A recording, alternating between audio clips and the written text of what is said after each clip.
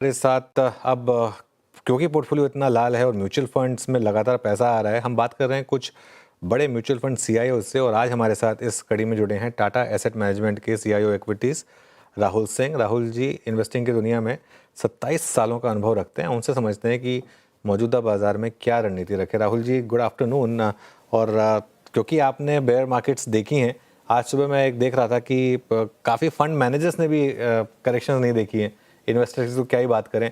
लेकिन कंसिडरिंग आपने past bear markets देखी हैं, इस मार्केट में खास तौर से जो मिड और स्मॉल कैप में इतनी ब्रूटल करेक्शन हो रही है, क्या अप्रोच होगी? इन्वेस्टर्स जो पेन में हैं, जिनके पोर्टफोलियोज काफ़ी अब रेड में हैं, वो क्या करें? देखिए, मिड कैप और स्मॉल कैप की वैल्यूएशन आज मैं अगर कंपेयर करूं लार्ज कैप से, तो मिड कैप आज भी काफ़ी प्रीमियम पे चल रहे हैं, 50-60% प्रीमियम पे हैं। और स्मॉल कैप की प्रीमियम काफ़ी कम होगी। और स्मॉल कैप में क्या है, हमें चॉइस काफ़ी मिल जाती है, स्टॉक्स की सिलेक्शंस काफ़ी मिल जाती है। तो स्मॉल कैप फंड में वैल्यूएशंस थोड़ी ज़्यादा जल्दी से करेक्ट हुए हैं और ज़्यादा जल्दी से रीजनेबल हो रहे हैं। बट पिछले 2 साल को अगर मैं देखूं साथ में, तो ये हमेशा एक दौर आता है मार्केट में कि मिड एंड स्मॉल कैप बहुत स्ट्रांगली आउट परफॉर्म करते हैं और उसके बाद फिर 2-3 साल लार्ज कैप जो है उसमें कैचअप करते हैं। तो आई थिंक हम उस फेज से गुजर रहे हैं और अभी हम उस फेज में एंटर कर चुके हैं, मेरा ये मानना है। और ये फेज शायद आज से नहीं शुरू हुआ, ये फेज शायद अगस्त सितंबर से शुरू हो चुका है। और मुझे लगता है कि आज के माहौल में फ्लेक्सी कैप, लार्ज कैप, इन कैटेगरीज का महत्व ज्यादा है। फोकस फंड, इन कैटेगरीज की महत्व ज्यादा बढ़ जाएगी। अभी तक आपने क्या देखा था पिछले 1.5 साल में, ज्यादा स्मॉल कैप मिड कैप में फ्लोज आए थे या फिर थीमेटिक फंड्स में ज्यादा फ्लोज आए थे। आई थिंक वो फेज अब खत्म हो गया, क्योंकि हमने देखा है कि थीमेटिक फंड एक स्ट्रांग साइकिल आती है, एक स्ट्रांग परफॉर्मेंस आती है 1-2-3 साल के लिए, और उसके बाद जो है कोई और सेक्टर उसकी जगह ले लेता है। और मुझे लगता है कि वो सेक्टर रोटेशन चलते रहता है। और अब मुझे लगता है जैसे बैंकिंग और फार्मा का समय है। लेकिन ये सबको अगर मैं साइड में रखूं और एक कोर कैटेगरीज की बात करूं, तो मुझे लगता है large cap as a category और लार्ज एंड मिड कैप और फ्लेक्सी कैप, ये तीनों कैटेगरी से बाहर जाने की जरूरत आज ज्यादा नहीं है। स्मॉल कैप एक्सपोजर ऑल्सो हमने देखा था कि कुछ इन्वेस्टर्स की small cap mid cap exposure उनकी पोर्टफोलियो में से 50-60% हो गया था। आई थिंक वो अनहेल्दी है और वो ज्यादा रिस्की हो जाता है। तो मेरा ये मानना है कि स्मॉल कैप एक्सपोजर किसी की पोर्टफोलियो में भी 15-20% से ज्यादा नहीं होना चाहिए। हालांकि रिस्क एपेटाइट हर आदमी का डिफरेंट है, कोई यंग है, कोई ओल्ड है, तो उसकी थोड़ी बहुत वेरिएशन हो सकती हैं। But as an average investor small cap exposure को आपको कुछ हद तक सीमित रखना चाहिए। और वो सीमा आई थिंक कहीं ना कहीं कुछ जगहों पे हमने देखा कि क्रॉस हो चुकी थी, और वही आई थिंक वो करेक्ट हो जाएगा। उसको आई थिंक वो करेक्शन अगर अभी कर लें तो बेटर है। नहीं, बिल्कुल सही बात कही आपने। मैं सिर्फ एक इंडेक्स की बात कर रहा हूँ, स्टॉक्स में तो खैर बहुत ही ज़बरदस्त मूव रहे होंगे।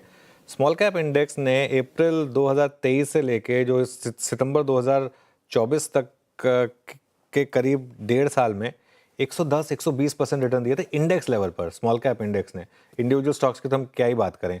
अब वहाँ से हम करेक्ट हुए करीब करीब 20%। तो क्या ये माना जाए कि अभी और मीन रिवर्जन हो सकता है, यहाँ से और 20-25% गिर सकते हैं? देखिए, मीन रिवर्जन जो होता है वो सेक्टर, और हम केवल स्मॉल कैप को एज ए कैटेगरी नहीं मान सकते हैं। आई थिंक इसमें हमें उसको ब्रेक डाउन करना पड़ेगा और देखना पड़ेगा कि स्मॉल कैप में किन सेक्टर्स ने बहुत अच्छा परफॉर्म किया था। आई थिंक सारे स्मॉल कैप को एक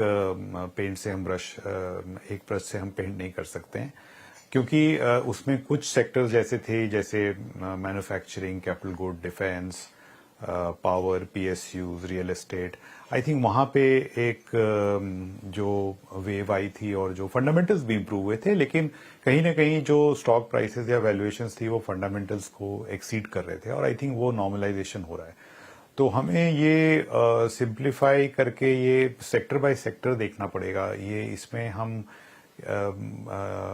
ऐसा नहीं बोल सकते हैं कि स्मॉल कैप में नॉर्मलाइज हो गया या मीन रिवर्जन होगा। आई थिंक अब जो है मार्केट काफी स्टॉक स्पेसिफिक हो जाएगा। हमने देखा है कि एक ही सेक्टर में जो कि पावर हो या रियल एस्टेट हो या मैन्युफैक्चरिंग हो, कुछ कंपनीज अपनी एक्सपेक्टेशंस को मीट कर रही हैं, कुछ नहीं कर पा रही हैं। तो अब मुझे लगता है मार्केट इस दौर में पहुंच चुका है जहां पे विद इन द सेक्टर, उस सेक्टर के अंदर भी डिस्टिंक्शन होने लगेगी। और ये एक इम्पॉर्टेंट फेज है जो आई थिंक हम ऑलरेडी उस फेज में घुस चुके हैं, जैसा मैंने बोला। और ये फेज काफी लंबा चल सकता है, 12-18 महीने चल सकता है, जहां के आपको इंडेक्स लेवल पे ज्यादा रिटर्न ना दिखे, या इंडेक्स लेवल पे आपको ये दिखे कि large cap index mid and small cap index को आउट परफॉर्म कर रहे हैं। But with in mid and small cap भी आपको अल्फा मिलेगी, आपको वेरिएशन मिल सकते हैं, क्योंकि हर कंपनी की वैल्यूएशन और एक्सपेक्टेशंस को हमें मैप करना पड़ता है। और जब हम उसको मैप करते हैं तो हम देखते हैं कहीं ना कहीं एक्सपेक्टेशन उस कंपनी की कैपेबिलिटी से ज्यादा आगे बढ़ चुका है, तो वहीं पे डिसअपॉइंटमेंट्स की जो चांसेस है वो बढ़ जाती हैं। और वही अभी हो रहा है काफी कंपनीज में। ओके, अच्छा राहुल जी, अभी तो हम as per their market cap, आपके इस प्रश्न के जवाब में हम बात कर रहे थे। एक महत्वपूर्ण घटना हुई 1-2 दिन में, मतलब एक हफ्ते के भीतर में आपका रेट कट हुआ। उसके बाद उससे पहले आरबीआई ने यह सुनिश्चित किया कि बाजार में एक एम्पल और एक सही प्रकार की और मात्रा में लिक्विडिटी मौजूद रहेगी। आप रेट सेंसिटिव्स को इस अध्याय के बाद, इस इवेंट के बाद कैसे देख रहे हैं? नाउ वी हैव बैंक्स, आपके पास एनबीएफसीज हैं, आपके पास ऑटो है, आपके पास रियल स्टेट है। आपका सबसे कंस्ट्रक्टिव पॉजिटिव व्यू कहां पर होगा? देखिए, हमारा पॉजिटिव व्यू बैंक्स और लार्ज एनबीएफसीज पे होगा। और बैंक्स में प्राइवेट सेक्टर की तरफ ज्यादा झुकाव है, लेकिन पब्लिक सेक्टर बैंक्स भी काफी अच्छा कर रही हैं, उनकी वैल्यूएशन भी काफी रीजनेबल हो गई है। तो बैंकिंग में 2-3 इश्यूज थे। एक तो deposit growth was slow, credit growth restrictions की वजह से थोड़ी स्लो हो गई थी, और रेट कट का एक जो था डर था या ओवरहैंग था, वो काफी बना हुआ था। अब वो एक एक करके सारी चीजें जो हैं, एक एक करके उनकी कंसर्न जो है खत्म हो रही है। आरबीआई ने भी बहुत क्लियरली बोला है और रिकग्नाइज किया है कि बैंक्स के ऊपर कुछ जो नॉर्म्स थी, जैसे एलसीआर नॉर्म्स थी, ईसीएल नॉर्म्स थी, उनको पोस्टपोन कर दिया गया है या डेफर कर दिया गया है। लिक्विडिटी के लिए आरबीआई ने बहुत क्लियरली ये मैसेज भेजा है कि वो लिक्विडिटी को पूरा सपोर्ट करेंगे। तो कहीं ना कहीं वो एक ग्रोथ की तरफ उनका आरबीआई का झुकाव रहा है, और बैंक्स को एक्नॉलेज करते हैं कि बैंक्स एक बहुत इम्पोर्टेंट हिस्सा है उस ग्रोथ को। अगर हमें वापस लाना है 5.4% जीडीपी ग्रोथ रेट जो सितंबर क्वार्टर में था, उससे हमें 6.5, 6.7 जाना है।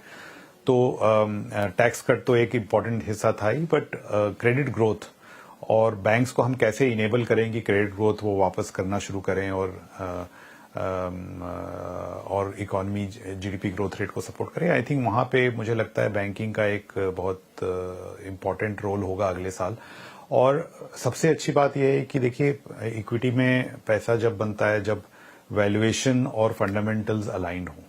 आज पिछले 1.5 साल से वैल्यूएशन तो अलाइंड थी बैंक्स की, लेकिन फंडामेंटल्स में कहीं ना कहीं कुछ कमी थी। अब वो कमी एक एक करके कम हो रही है या खत्म हो रही है। तो अब जो है मुझे लगता है वैल्यूएशन भी अच्छी है, और फंडामेंटल्स में जो इम्प्रूवमेंट हो रहा है वो धीरे धीरे ही होगा, लेकिन अब ये पाथ क्लियर हो गई है कि रास्ता क्लियर हो गया है कि कैसे इम्प्रूवमेंट होगा और किन कारणों से होगा। तो बैंकिंग सेक्टर काफी अच्छा लग रहा है। बाकी रेट सेंसिटिव में ऑटो में 2 व्हीलर्स अभी हमें ज्यादा अच्छा लग रहे हैं, कमर्शियल व्हीकल्स से नेक्स्ट, उसके बाद फिर 4 व्हीलर्स।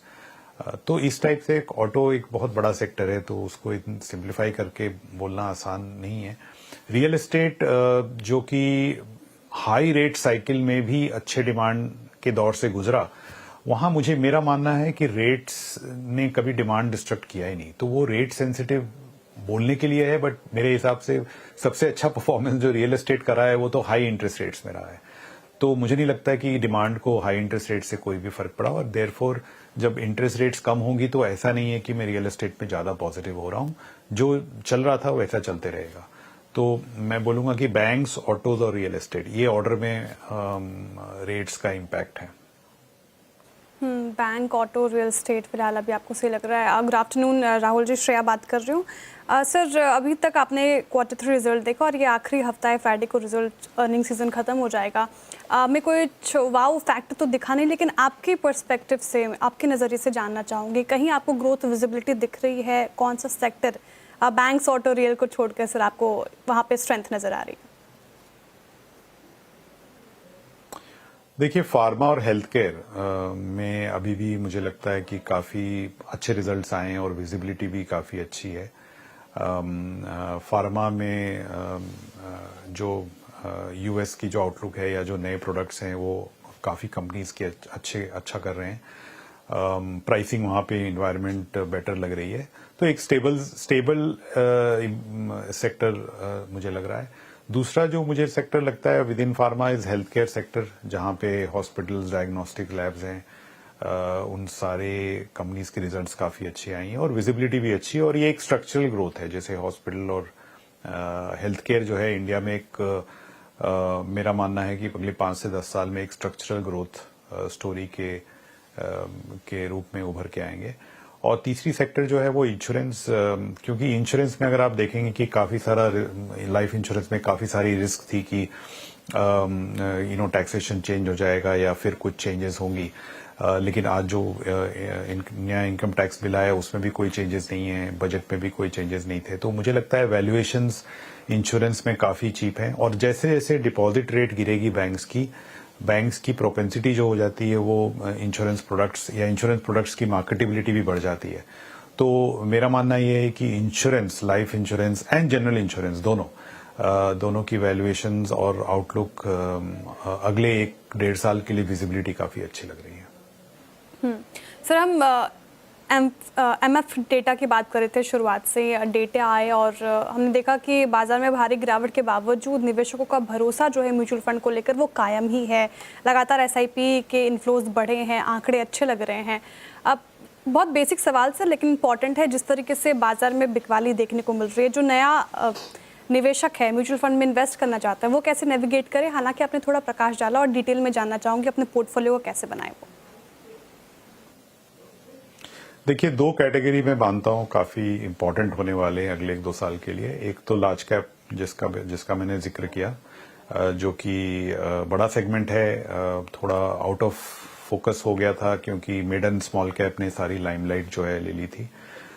तो लार्ज कैप में और फ्लेक्सी कैप में थोड़ा फोकस आएगा। और दूसरा जो सेगमेंट है वो asset allocation point of view से मल्टी एसेट फंड जो है वो एक इम्पॉर्टेंट कैटेगरी है, क्योंकि कहीं ना कहीं गोल्ड की एक इम्पॉर्टेंस बढ़ गई है एसेट एलोकेशन में। और मल्टी एसेट फंड्स जो होते हैं वो एकमात्र ऐसे कैटेगरी हैं जहां पे हम गोल्ड का एक्सपोजर हमें मिल सकता है।